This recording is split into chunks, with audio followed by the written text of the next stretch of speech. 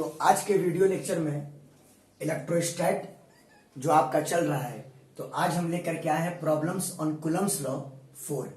Coulomb's law के problem का 3 video lecture already हम अपलोड कर चुके हैं और आज कूलम्स लॉ का के प्रॉब्लम्स का चौथा वीडियो लेक्चर हम डाल रहे हैं। आज के वीडियो लेक्चर में जो प्रॉब्लम सॉल्व करेंगे वो मैकेनिक्स इन्वॉल्व होगा, मतलब 11th का कॉन्सेप्ट, और मोस्ट ऑफ द कॉन्सेप्ट जो होगा वो न्यूटन्स लॉज ऑफ मोशन से आपका आएगा। क्लियर है? तो आइए पहला क्वेश्चन लिखते हैं और क्वेश्चन मेरे पास है। क्वेश्चन तो खैर नोट करते हैं हम। Two charged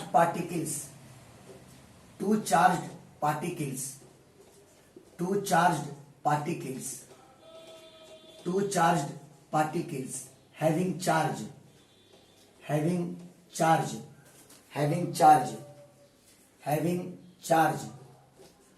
2 into 10 to the power -6 coulomb each, दोनों पे इक्वल चार्ज है ना, are joined by a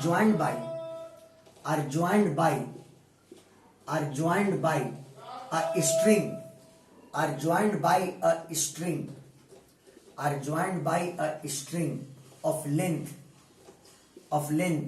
1 meter and kept on a smooth horizontal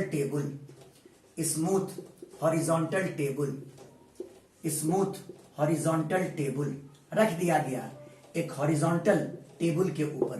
clear है? क्वेश्चन है calculate the tension in the string. आपको निकालना है कि स्ट्रिंग में कितना टेंशन होगा। Calculate the tension in the string. आपको स्ट्रिंग में टेंशन कैलकुलेट करना है, tension in the string. Clear है? देखिए, दो पार्टिकल्स है, चार्ज है, दोनों पे चार्ज है और चार्ज की वैल्यू है 2 into 10 to the power -6 coulomb दोनों पर, और दोनों को एक स्ट्रिंग से कनेक्ट कर दिया और स्ट्रिंग का लेंथ है 1 मीटर और उसको आपने रख दिया एक स्मूथ हॉरिजॉन्टल टेबल पर। समझ में आई बात? यानी टेबल में कोई फ्रिक्शन नहीं है, यानी फ्रिक्शनल फोर्स इन्वॉल्व यहां पे नहीं होगा। क्वेश्चन में है कि टेंशन की वैल्यू क्या होगी। अगर एक डायग्राम हम लोग देखें तो मान लीजिए ये आपका स्मूथ हॉरिजॉन्टल टेबल है, स्मूथ हॉरिजॉन्टल टेबल है ना, और इस पे आपने दो पार्टिकल्स को आपने लिया, दोनों पे चार्ज इक्वल है 2 into 10 to the power -6 coulomb.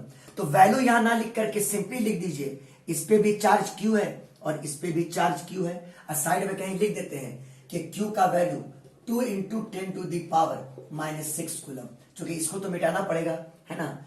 और दोनों को इंटरकनेक्ट किया बाय अ स्ट्रिंग, और स्ट्रिंग का लेंथ आपको दिया हुआ है 1 मीटर। स्ट्रिंग का लेंथ आपको दिया हुआ है 1 मीटर और आपको निकालना है कि स्ट्रिंग में कितना टेंशन प्रोड्यूस हुआ, और स्ट्रिंग दम लाइट है, इसका मतलब कि हर पॉइंट पर टेंशन की वैल्यू सेम होगी। क्लियर है? करने के लिए आप थोड़ा एक्सप्रेशन के लिए इस ब्लॉक का नाम ए दे दो और इस ब्लॉक का नाम बी दे दो। हालांकि दोनों का मास नहीं दिया हुआ है और उसका यूज भी नहीं होगा, लेकिन एक परफेक्शन के साथ बनाने के लिए आप इस ब्लॉक का मास मान लो m1 और इस ब्लॉक का मास आप मान लो m2। क्लियर है? इस ब्लॉक का मास m1 और इस ब्लॉक का मास मैंने मान लिया m2। उसका यूज नहीं होगा कुछ, आप देखेंगे कैसे, है ना। आपको यह निकालना है कि स्ट्रिंग में कितना टेंशन होगा। एक चीज गौर कीजिए, यहां पे दोनों ब्लॉक सिंपली टेबल पर रखे हुए हैं, है ना, और धागा से कनेक्टेड है, और धागा जो होगा वो स्ट्रेस्ड कंडीशन में होगा। यहां पर जो मेन इंपॉर्टेंट पॉइंट फोकस करना चाह रहे हैं कि दोनों ब्लॉक्स में कोई मोशन नहीं है, वो दोनों कंप्लीटली वहां पे रेस्ट में है। समझ में आई बात? तो इसका मतलब ना इसके पास कोई एक्सेलरेशन है ना ही इसके पास कोई एक्सेलरेशन है, यानी दोनों पार्टिकल इक्विलिब्रियम में है। दोनों पार्टिकल क्या है? इक्विलिब्रियम में। इक्विलिब्रियम का मतलब इक्विलिब्रियम का मतलब एक्सेलरेशन की वैल्यू जीरो, या कह सकते हैं नेट फोर्स की वैल्यू जीरो, यानी इसके अंदर भी कोई एक्सेलरेशन नहीं है और इसके अंदर भी कोई एक्सेलरेशन नहीं है। इसी बात को कंसीडर करके हम लोग स्ट्रिंग में टेंशन कैलकुलेट करेंगे। तो आप करो क्या कि आप बी को एनालाइज कीजिए, मतलब बी का एफबीडी बनाइए, फ्री बॉडी डायग्राम, यानी बी पर लगने वाले सारे फोर्स को आप शो कीजिए बी के ऊपर। समझ में आई बात? तो मान लेते हैं पहले कि स्ट्रिंग में टेंशन टी के बराबर है। T is equal to tension in string, T is equal to tension in string, T is equal to tension in string. String में मैंने टेंशन टी मान लिया, and we consider all forces acting on B, है ना। B पर ही consider करने से हमारा काम हो जाएगा। चलिए बी पे फोर्स अप्लाई कीजिए। बी का मास m2 है, तो टेल को बी पर रख करके वर्टिकली डाउनवर्ड लगेगा m2g। क्लियर है? सरफेस इन कांटेक्ट के द्वारा नॉर्मली ऊपर की तरफ बी पर नॉर्मल फोर्स लगेगा। बी कनेक्टेड है स्ट्रिंग से, और स्ट्रिंग में टेंशन टी है, तो स्ट्रिंग बी को इधर पुल करेगा, तो टेल को बी पर रख करके एरो इधर डायरेक्ट किया, इधर टेंशन फोर्स लगा। आप 11th में होते तो आप इतने ही फोर्स लगाते, लेकिन यहां पर इस बॉल पर चार्ज है और इस बॉल पर भी चार्ज है, तो ये बी पर इलेक्ट्रिक फोर्स लगाएगा, ए बी पर इलेक्ट्रिक फोर्स लगाएगा, बी भी ए पर इलेक्ट्रिक फोर्स लगाएगा। लेकिन अभी हम बी को कंसीडर कर रहे हैं, इसीलिए हमको यह सोचना है कि बी पे कौन सा फोर्स लग रहा है, बी ए पे क्या लगा रहा है, दैट डजंट मैटर हियर। अभी हमको यह सोचना है कि बी पर कौन सा फोर्स लग रहा है। तो सुनिए, ए के द्वारा बी पर इलेक्ट्रिक फोर्स लगेगा। इतना दिन से जो 3 वीडियो लेक्चर गया है तो आपने इलेक्ट्रिक फोर्स लगाया है, तो बी पर पहले टेल को रख दीजिए। ये भी पॉजिटिव और ये भी पॉजिटिव, पॉजिटिव इस पॉजिटिव को रिपेल करेगा, तो बी पर टेल को रख करके ये जो है वो बी को रिपेल करेगा, यानी एरो ए से अवे दीजिएगा, तो बी पर टेल को रख करके एरो ए से अवे दे दिया। ये हो गया इलेक्ट्रोस्टैटिक फोर्स। क्लियर है? जो बी पर लगा किसके द्वारा, ए के द्वारा। ये एफ जो हुआ वो इलेक्ट्रोस्टैटिक फोर्स हुआ या इलेक्ट्रिक फोर्स हुआ on B due to A. Clear है? चलिए बी पर लगने वाले सारे फोर्स को हमने एनालाइज कर लिया। आप अगर इस डायरेक्शन में एक्स एक्सिस ले लेते हैं, मतलब टेबल के लॉन्ग और टेबल के परपेंडिकुलर अगर आप वाई एक्सिस ले लेते हैं, समझ गए, तो आप बी पर एनएलएम लगाइए, Newton's laws of motion, X axis के डायरेक्शन में। बी पर न्यूटन्स का लॉ लगाइए एक्स एक्सिस के डायरेक्शन में, तो NLM Newton's laws of motion on B along x axis, NLM on B along x axis, यानी सारे फोर्स के कंपोनेंट का सम x एक्सिस के लॉन्ग, सारे फोर्स के x कंपोनेंट का सम x एक्सिस के लॉन्ग बराबर B का मास m2 माने हैं, m2 और एक्सेलरेशन का x कंपोनेंट। बोलिए क्लियर है? चलिए पहले सारे फोर्स के x कंपोनेंट का सम कीजिए। x एक्सिस आपका ये है, सारे फोर्स के x कंपोनेंट का सम, तो देखिए Fe x एक्सिस के लॉन्ग ही लग रहा है, तो Fe cos 0 डिग्री, तो Fe हो गया T cos 180 डिग्री, चूंकि T x के अपोजिट लग रहा है तो T cos 180 डिग्री यानी माइनस टी हुआ, तो Fe माइनस टी बचा यहां तक। इन x के बिल्कुल परपेंडिकुलरली लग रहा है, इन cos 90 डिग्री, इसका कंपोनेंट 0। mg भी x के परपेंडिकुलरली लग रहा है, mg cos 90 डिग्री, इसका भी कंपोनेंट 0, यानी नेट फोर्स x एक्सिस के लॉन्ग Fe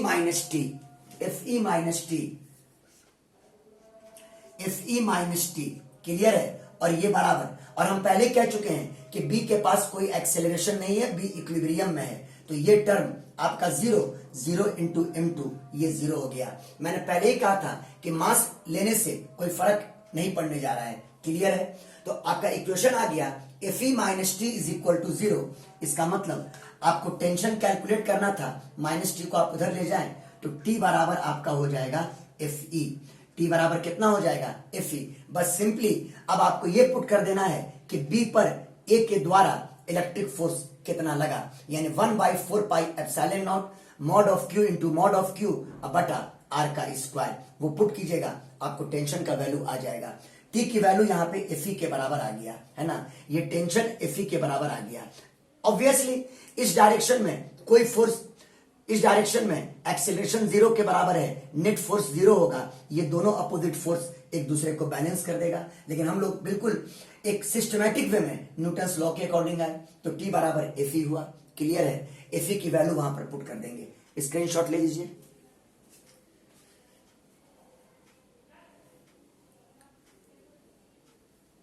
देखिए थोड़ा इसको मिटा देते हैं।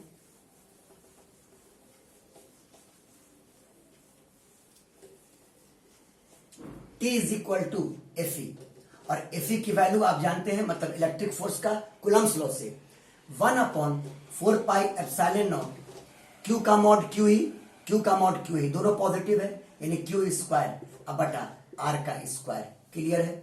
इसकी वैल्यू आप जानते हैं, collective value 9 into 10 to the power 9, और चार्ज का वैल्यू मैंने यहां पे लिखा था, मिट गया, 2 इंटू 10 टू दी पावर -6 था शायद।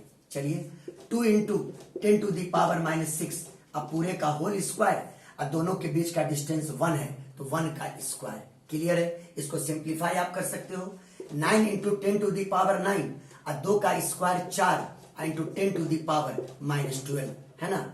9 इंटू 4 36 हुआ, into 10 to the power -3 newton. String में टेंशन इतना ही प्रोड्यूस हुआ। बात फॉलो किए, 36 into 10 to the power -3 newton. Clear है, स्क्रीनशॉट ले लीजिए। नेक्स्ट क्वेश्चन में आते हैं।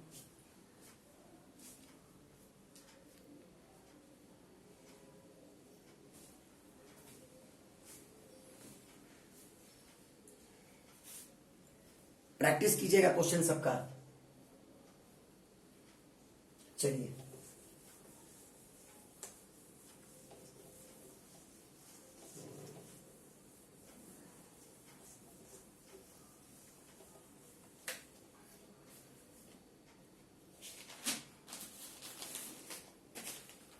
देखिए अगला क्वेश्चन, टू आइडेंटिकल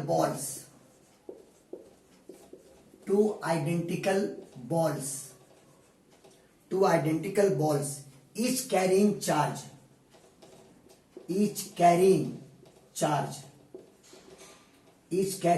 देख लेते हैं क्लियर नजर आ रहा है कि नहीं। each carrying a charge q, each carrying a charge q are suspended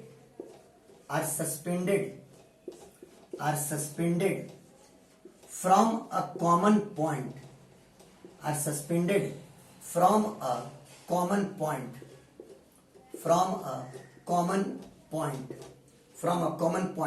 by two strings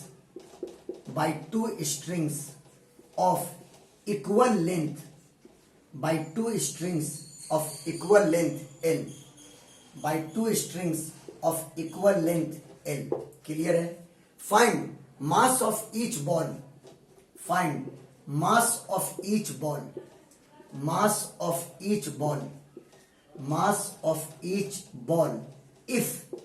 if the angle between the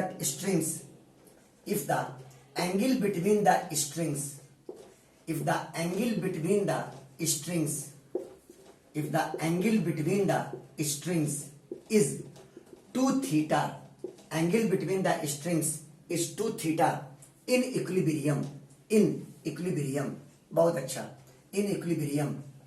clear है, इन इक्विलिब्रियम। देखिए दो आइडेंटिकल बॉल है, आइडेंटिकल यहां लिख दिया, मतलब दोनों का मास सेम है, दोनों का मास सेम लेना होगा आपको। ईच कैरिंग, दोनों पे इक्वल चार्ज है Q, और दोनों बॉल को एक कॉमन पॉइंट से are suspended from a common point, दोनों बॉल को एक कॉमन पॉइंट से लटका दिया गया बाय यूजिंग 2 स्ट्रिंग्स। 2 बॉल है तो दोनों बॉल को 2 धागों में बांध करके और सीलिंग के किसी कॉमन पॉइंट से लटका दिए। जैसे देखिए ये मान लो सीलिंग, इस पॉइंट से मैंने पहला स्ट्रिंग और ये पहला बॉल। बोलिए क्लियर है। और इसी पॉइंट से थोड़ा सा हल्का सा तिरछा कर देते हैं, लेकिन ये दूसरा बॉल है ना, ये दूसरा बॉल। क्लियर है। दोनों बॉल को एक कॉमन पॉइंट से लटका दिए, दोनों पे सेम नेचर का चार्ज है। तो देखिए ये तो फिक्स कर दिया, ये पॉइंट तो आपने फिक्स कर दिया, इस पॉइंट को तो आपने फिक्स कर दिया। अब दोनों बॉल एक दूसरे को रिपेल करेगा, दोनों बॉल एक दूसरे को रिपेल करेगा। इसका मतलब ये जो दोनों स्ट्रिंग यहां से बंधा हुआ है, दोनों के बीच का एंगल बढ़ेगा, दोनों के बीच का एंगल क्या होगा, बढ़ेगा। चूंकि ये बॉल इसको इधर रिपेल कर रहा है और ये बॉल इसको इधर रिपेल कर रहा है, तो ये वाला जो धागा है, ये वाला इधर वाला, वो यहां से ऐसे रोटेट करेगा और ये वाला स्ट्रिंग भी यहां से ऐसे रोटेट करेगा। क्यों? क्योंकि दोनों बॉल एक दूसरे को रिपेल कर रहा है। लेकिन जब दोनों बॉल इक्विलिब्रियम में आ जाएगा, जब दोनों बॉल इक्विलिब्रियम में आ जाएगा, मतलब जब दोनों का एक्सेलरेशन 0 हो जाएगा, तब दोनों धागों के बीच का एंगल, दोनों स्ट्रिंग के बीच का एंगल 2 थीटा हो जाएगा। दोनों स्ट्रिंग के बीच का एंगल 2 थीटा हो जाएगा। कब? जब दोनों बॉल इक्विलिब्रियम में आ जाएगा। बात आई समझ में? तो क्वेश्चन कहता है बताइए दोनों बॉल का मास क्या है ना। सिचुएशन को समझिए, निकालना है कि दोनों बॉल का मास क्या होगा अगर दोनों स्ट्रिंग के बीच का एंगल 2 थीटा हो जाए। कब? इक्विलिब्रियम में। अरे क्या हुआ, यहां से दोनों धागा फिक्स किया हुआ है, इस बॉल ने इसको रिपेल किया और इस बॉल ने इसको रिपेल किया, है ना। इस रिपल्शन की वजह से ये चार्ज जब इधर मूव करेगा तो ये स्ट्रिंग आपका ओ के अबाउट रोटेट ऐसे करेगा और ये वाला स्ट्रिंग इस रिपल्शन की वजह से इधर रोटेट करेगा और ये पॉइंट आपका फिक्स रहेगा। और जब इक्विलिब्रियम आ जाएगा तो देखिए कुछ इस तरह का फिगर, यहां पर पहला बॉल आ गया, ये वाला बॉल आ गया और यहां पर ये सेकंड बॉल आ गया। बात आई समझ में? और ओ पॉइंट पर दोनों धागा फिक्स्ड है और अब दोनों स्ट्रिंग के बीच का एंगल कितना हो गया, 2 थीटा। कितना हो गया, 2 थीटा। और आपको निकालना है कि दोनों बॉल का मास क्या होगा। और इस कंडीशन में जब दोनों स्ट्रिंग के बीच का एंगल 2 थीटा है, आपको निकालना है कि दोनों बॉल का मास क्या होगा। समझ में आई बात? तो देखिए यही क्वेश्चन है आपका। क्लियर है? तो हम लोग बनाएंगे फाइनल डायग्राम को, यानी राइट हैंड साइड में जो डायग्राम बना हुआ है। क्लियर है? देखिए ये कॉमन पॉइंट जहां से दोनों धागा को आपने फिक्स किया, इधर से बना देते हैं पहला स्ट्रिंग और बॉल उससे कनेक्टेड है, इधर से बना देते हैं दूसरा स्ट्रिंग और बॉल उससे कनेक्टेड है ना। दोनों स्ट्रिंग का लेंथ आपको मालूम है L के बराबर, इसका भी लेंथ L और इसका भी लेंथ L। यहां लिख देते हैं, यहां से फिक्स किया हुआ है दोनों स्ट्रिंग। क्लियर है?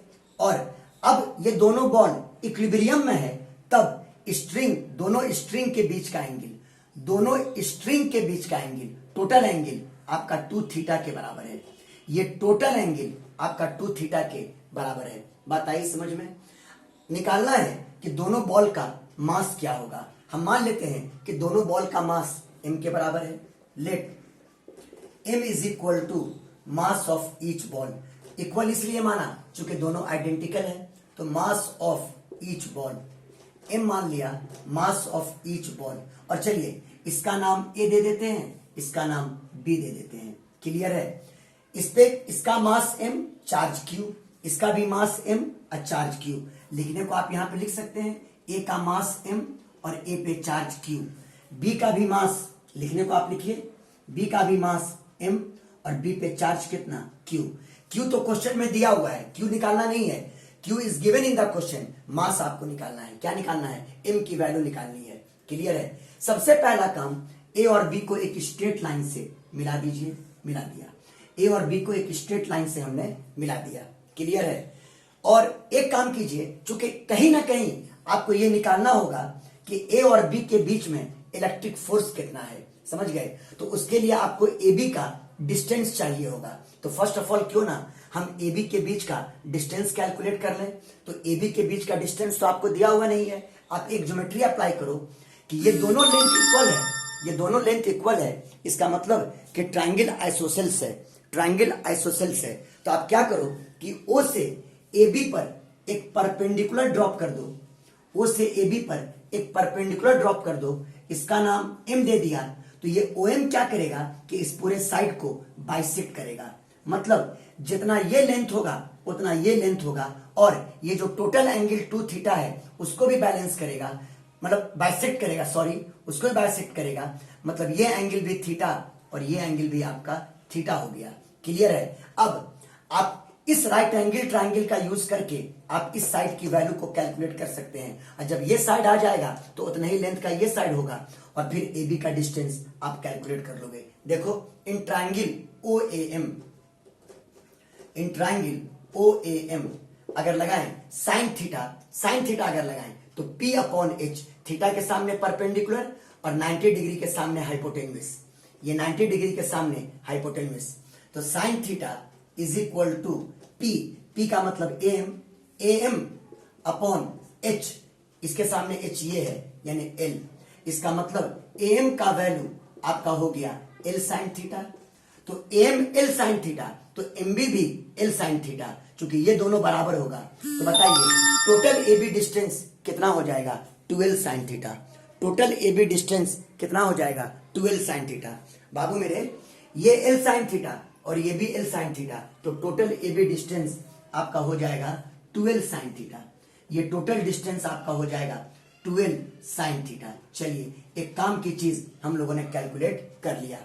अब आगे की प्रोसीड्यूर क्या होगी? तो फिर से जैसे इससे पहले वाले प्रॉब्लम में एक मॉडल बताए, आप यहां पर भी दोनों में से किसी एक को सेलेक्ट कीजिए और उस पर लगने वाले सारे फोर्स को एनालाइज कीजिए, ये ध्यान में रखते हुए कि वो इक्विलिब्रियम में है, मतलब उसके अंदर कोई एक्सेलरेशन नहीं है, इक्विलिब्रियम लिखा हुआ है, वो इक्विलिब्रियम में है और उसके अंदर कोई एक्सेलरेशन नहीं है, तो हम ए को कंसीडर कर लेंगे। क्लियर है? स्क्रीनशॉट लीजिए, सिस्टमैटिक वे में क्वेश्चन को बनाइए, चीप मेथड से नहीं।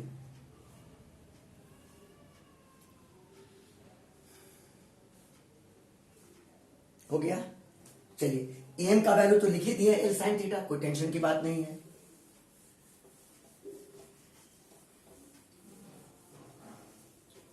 let us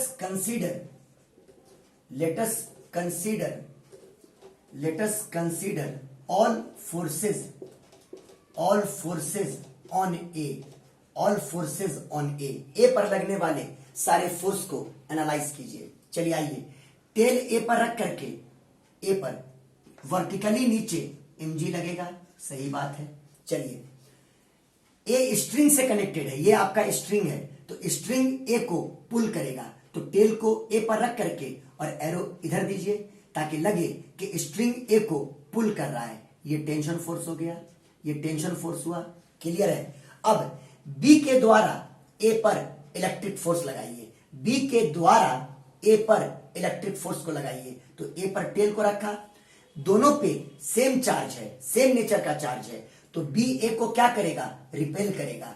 बी ए को क्या करेगा? रिपेल करेगा। तो टेल को ए पर रख करके और एरो बी से अवे दीजिए ताकि लगे कि बी ए को रिपेल कर रहा है। तो देखिए ये हुआ इलेक्ट्रिक फोर्स, मतलब मैंने ए पॉइंट पर बी ए को आगे प्रोड्यूस कर दिया है ना, ये लाइन जो है वो बी ए को मैंने प्रोड्यूस किया, ये हुआ इलेक्ट्रिक फोर्स जो ए पर लगा, किसके द्वारा? बी के द्वारा। यहां पर ये नहीं लिख रहे हैं जैसे पहले लिखते थे force on A due to B, आप समझ गए कि हम ए पर फोर्स को लगा रहे हैं, तो इलेक्ट्रिक फोर्स लगा रहे हैं, तो force on A due to B ही है। चलिए क्लियर है? तो आइए ए पर यही 3 फोर्स लगे और सिचुएशन के अकॉर्डिंग और कोई फोर्स नहीं है, यहां पे कोई नॉर्मल कांटेक्ट फोर्स नहीं होगा क्योंकि किसी सरफेस के कांटेक्ट में नहीं है, स्पेस में है। बात आई समझ में? बस यही 3 फोर्स लगा, और ध्यान रखिए कि बॉल इक्विलिब्रियम में है, मतलब बॉल के अंदर कोई एक्सेलरेशन नहीं है।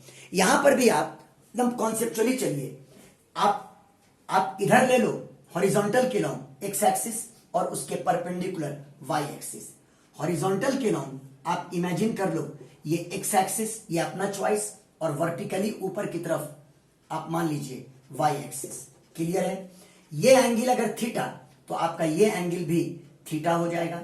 चलिए ए पर पहले न्यूटन्स लॉ लगाइए एक्स एक्सिस के लॉन्ग, अगर काम हो गया तो वाई के लॉन्ग जाने की कोई जरूरत नहीं है, लेकिन अगर काम नहीं हुआ तो आपको Newton's law along y axis भी लगाना होगा। क्लियर है? तो पहले न्यूटन्स लॉ लगाइए एक्स एक्सिस के long. Newton's law on A, Newton's law on A, Newton's law on A along x axis, along किसके, एक्स एक्सिस, है ना, यानी सारे फोर्स का एक्स कंपोनेंट का सम, सारे फोर्स के एक्स कंपोनेंट का सम बराबर ए का मास एम, एम मैंने माना है, एम मैंने माना है, एम दिया हुआ नहीं है, दोनों का मास ही तो आपको निकालना है, तो बराबर मास इनटू एक्सेलरेशन का एक्स कंपोनेंट, और आप जान रहे हैं कि ए का वैल्यू 0 है, चूंकि क्वेश्चन में क्लियर किया है कि बॉल इक्विलिब्रियम में है, मतलब एक्सेलरेशन की वैल्यू 0। इधर आप लिखेंगे सारे फोर्स के एक्स कंपोनेंट का सम, यानी सारे फोर्स का कंपोनेंट आपको इधर लेना है, समझ गए। देखिए तो पहले टेंशन का ये एंगल बन जाएगा 90 माइनस थीटा, यानी टी कॉस 90 माइनस थीटा मतलब T sine theta, T sine theta. चलिए टी का कंपोनेंट एक्स के लॉन्ग आ गया। एफी देखिए एक्स के बिल्कुल अपोजिट लग रहा है, एंगल बना 180 डिग्री, एफी कॉस 180 डिग्री यानी minus F E, minus F E. MG vertically downward लग रहा है और एक्स के साथ उसका एंगल 90 डिग्री है, एमजी कॉस 90 डिग्री, इसका कंपोनेंट 0, ये बराबर आ गया। चलिए हो गया net force along x axis, और ये बराबर एक्सेलरेशन की वैल्यू बोलिए 0, ये पूरा टर्म 0 हो गया। क्लियर है। इधर आपने लिया सारे फोर्स के एक्स कंपोनेंट का सम, और इधर आपने लिया मास इनटू एक्सेलरेशन का एक्स कंपोनेंट, एक्सेलरेशन की वैल्यू 0 है, m इंटू ए 0 हो जाएगा। तो इक्वेशन क्या मिला, T sine theta is equal to F E. लेकिन आप गौर कीजिए कि जिस चीज को कैलकुलेट करना है वो तो इसमें अपियर नहीं हुआ, मास कैलकुलेट करना है। कहोगे सर इलेक्ट्रिक फोर्स को ब्रेक कीजिएगा तो मतलब उसकी वैल्यू लिखिएगा तो उसमें मास तो आएगा नहीं। आप जानते हैं 1/4 pi epsilon naught Q1 into Q2 by R square, यहां तो मास आने से नहीं रहा। इसका मतलब इसको इक्वेशन 1 मान करके आप रख दीजिए, समझ में आई बात, क्योंकि इससे मास आपका कैलकुलेट होने नहीं जा रहा है अभी। क्लियर है। तो अब आप मजबूर हैं न्यूटन्स लॉ लगाने के लिए, किसके लॉन्ग, वाई एक्सिस के लॉन्ग। तो न्यूटन्स लॉ ऑन बी,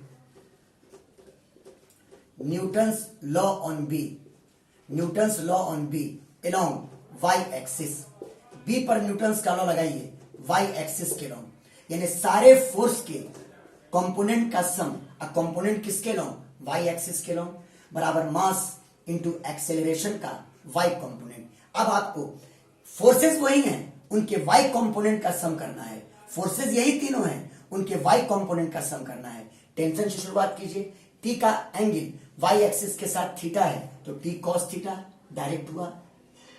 देखिए एफी का एंगल वाई एक्सिस के साथ 90 डिग्री है तो एफी कॉस 90 डिग्री, इसका कंपोनेंट 0। एमजी का आइए, एमजी का डायरेक्शन वर्टिकली नीचे की तरफ है, मतलब वाई एक्सिस के अपोजिट, एंगल बना 180 डिग्री यानी एमजी कॉस 180 डिग्री यानी माइनस एमजी, यहां मास तो आया, ये फोर्स हो गया। Net force along y axis बराबर मास इनटू एक्सेलरेशन, एक्सेलरेशन तो 0 है, ये टर्म आपका खत्म हो गया। यानी इक्वेशन यहां से बना T cos theta is equal to M G. कुछ लोग यहां से कहेंगे आंसर तो आ गया सर, यहां से आप एम की वैल्यू कैलकुलेट कर लो, नहीं आया आंसर ना, ये टी अननोन है, क्वेश्चन में टेंशन नहीं दिया हुआ है, समझ में आई बात, ये टी आपका अननोन है, यानी अभी भी इस सेकंड इक्वेशन से भी आंसर नहीं आया है ना। लेकिन हाँ फर्स्ट को अगर यूज करें सेकंड के साथ then you will get the answer, है ना। फर्स्ट को अगर सेकंड के साथ यूज किया जाए तो हम लोग को आंसर मिल जाएगा। और कैसे यूज करें, हमको टेंशन को हटा देना है, क्योंकि इस टी को, टेंशन मतलब ये टी, इस टी को यहां से हटा देना है। तो क्या करें, सोचिए, अपना कॉमन सेंस अप्लाई कीजिए। इक्वेशन 1 को अगर इक्वेशन 2 से डिवाइड कर दिया जाए तो टी से टी आपका कैंसिल हो जाएगा, ये टी से टी आपका कैंसिल हो जाएगा और तब आपका m का वैल्यू आ जाएगा, समझ में आई बात। तो इक्वेशन 1 और 2 को डिवाइड कर देंगे। क्लियर है। आप स्क्रीनशॉट लें ताकि जगह बने।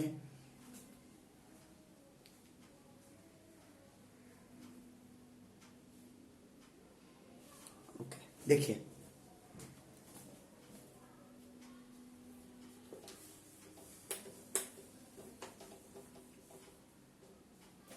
डिवाइडिंग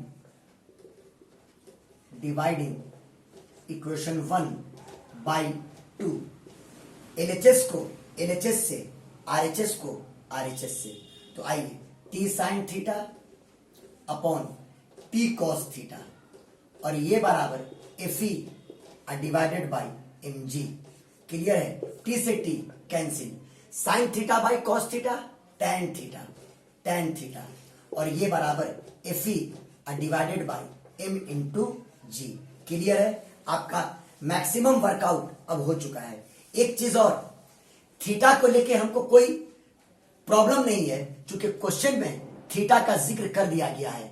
दोनों स्ट्रिंग के बीच का एंगल 2 थीटा है, क्वेश्चन ने थीटा दे दिया है ना, है ना, क्वेश्चन ने थीटा दे दिया है। तो हमारे आंसर में अगर थीटा अपियर हो रहा है तो no problem, it is given in the question. Clear है? आप m की वैल्यू कैलकुलेट कीजिए, क्रॉस मल्टीप्लाई कर दीजिए, m को यहां ले आइए और tan थीटा को नीचे ले आइए, तो m बराबर F E upon G into कितना, tan theta, F E upon G into tan theta. अब आप पुट करेंगे एफ ई का वैल्यू, मतलब ए पर बी ने कितना इलेक्ट्रिक फोर्स लगाया था, ए पर बी ने कितना इलेक्ट्रिक फोर्स लगाया था। तो इलेक्ट्रिक फोर्स का आप फॉर्मूला जानते हैं कूलम्स लॉ से, बिटवीन 2 पॉइंट चार्जेस। तो आइए m की वैल्यू हो जाएगी 1 बाई जी tan थीटा, इसको पहले लिख दिया, मतलब ये जो जी tan थीटा डिनोमिनेटर में है इसको ऐसे लिख दिया 1 बाई जी tan थीटा।